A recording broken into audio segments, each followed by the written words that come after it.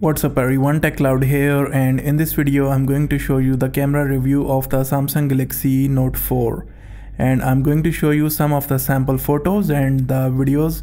But before I do that, let me show you the camera interface. The camera interface is now pretty clean and sleek, and it has less clutter than the previous Samsung attempts.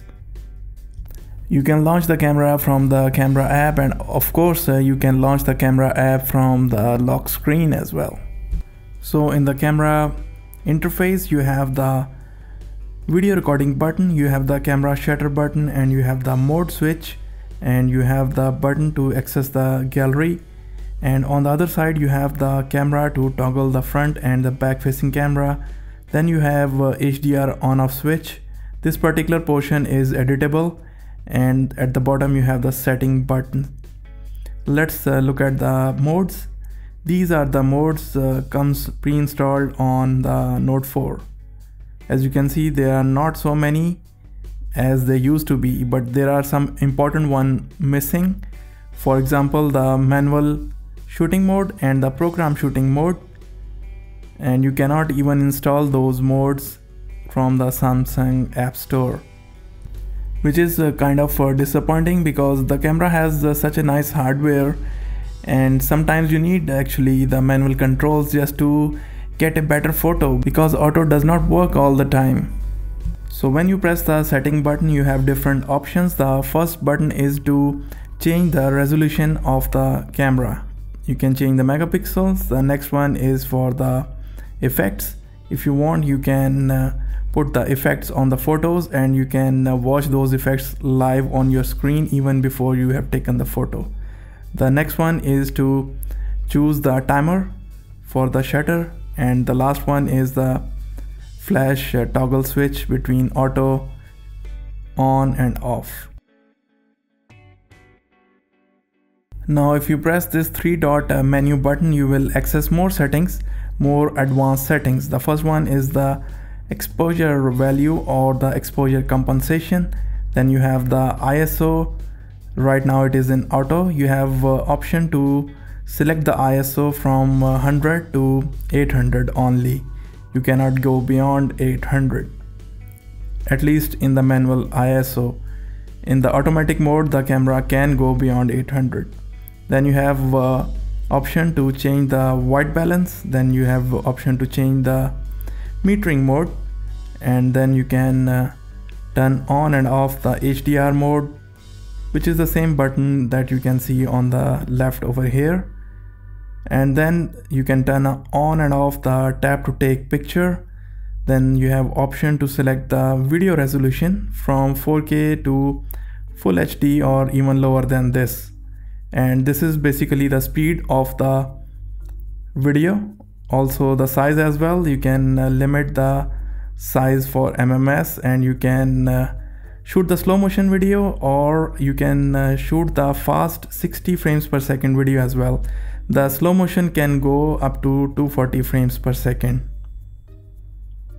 And for some weird reason, if I select the 4K video, the video stabilization is turned on. It only works in 1080p video, and I will show you actually the video stabilization is better in 1080p mode only. In 4K there is a video stabilization, but only optical, no digital stabilization. Then you have option to turn on and off the location. You can choose the storage location. You can turn on and off the grid lines. Then you can also turn on and off the voice control, where you can use your voice to take the picture. You can turn on and off the volume key capture, and you can turn on and off the review picture / video. That is when you can take the photo, the camera will show you the picture. And the last button is to reset the settings, and there is also an additional button available for the help menu. You can also drag the controls to the left menu, and you can add up to 3 buttons over there, and I will prefer to use the ISO, white balance and HDR on that side. You can choose any one based on your own preference. So you can touch to focus and use the shutter button to capture the photo, or you can assign the touch to capture the photo. Let's look at some of the sample videos. And in the broad daylight, the Samsung Galaxy Note 4 makes very nice video both in 4K and 1080p. It seems that the 1080p video is better stabilized because it is using the software stabilization as well. Once again, the colors in the videos are a little bit oversaturated because that's what usually the consumer likes, and that's why Samsung usually makes the colors in the video a little bit oversaturated.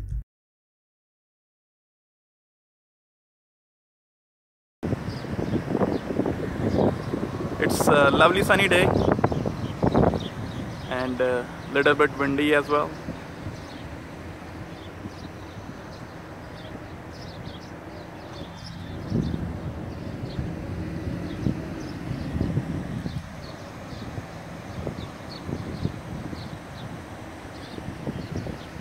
Here is the comparison of the video stabilization. The first clip is using the 1080p mode and the second clip is using the 4K video mode, and you can check out yourself that the 1080p stabilization is much better.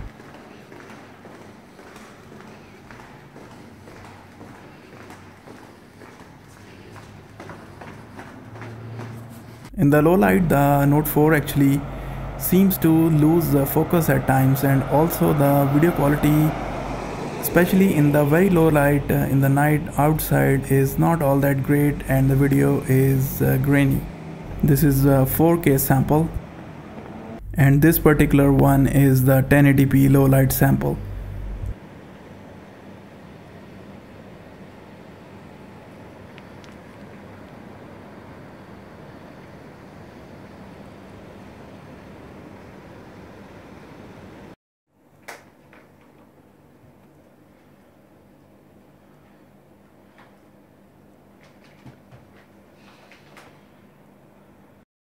Let's look at some of the sample photos. In the broad daylight, once again the Note 4 actually takes very nice photos with pretty accurate colors. At times the photo does come out a little bit over sharpened, which I don't like, but most people will be very happy with that because people like to see sharper photos, and this is the reason why Samsung make the photos and the videos sharper.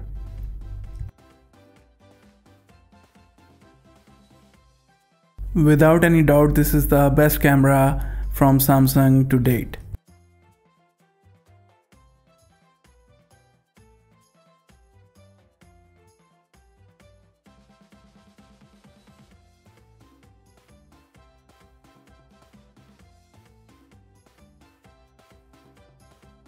The HDR mode works very well, and I'm now showing you the series of photos where the first photo is shot using the normal mode and the second photo is shot using the HDR mode.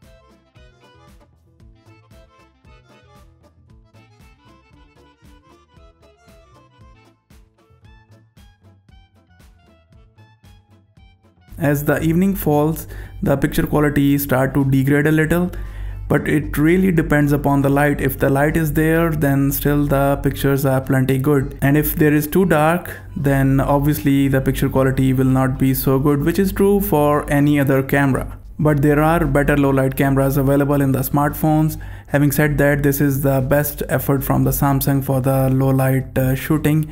Even the flash photos looks pretty good. Keep in mind, the low light photos will be very hard processed and at times over processed.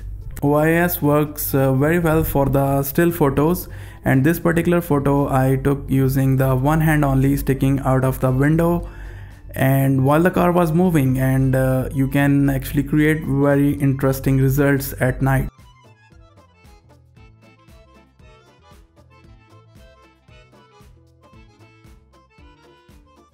There seems some problem with the white balance under the tungsten lighting as well, because the photo is little bit yellow.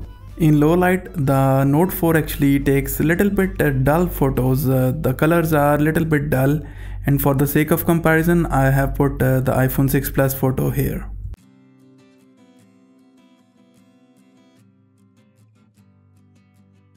I tried to color match the iPhone 6 Plus photo, and by reducing the ISO I managed to color match it, but now the photo is little bit too dark. Again, you can see this wrapper was supposed to be red, but it is looking kind of orange.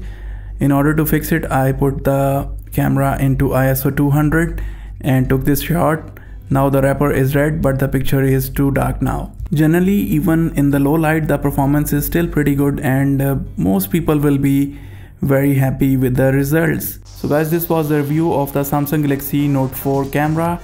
I hope that you have liked the video, and if you have liked it, make sure you press the thumbs up button at the bottom of this video. Take care, and if you haven't subscribed to the channel yet, make sure you subscribe to the channel for other camera reviews, gaming videos, tech help videos, and unboxing. See you, take care, bye.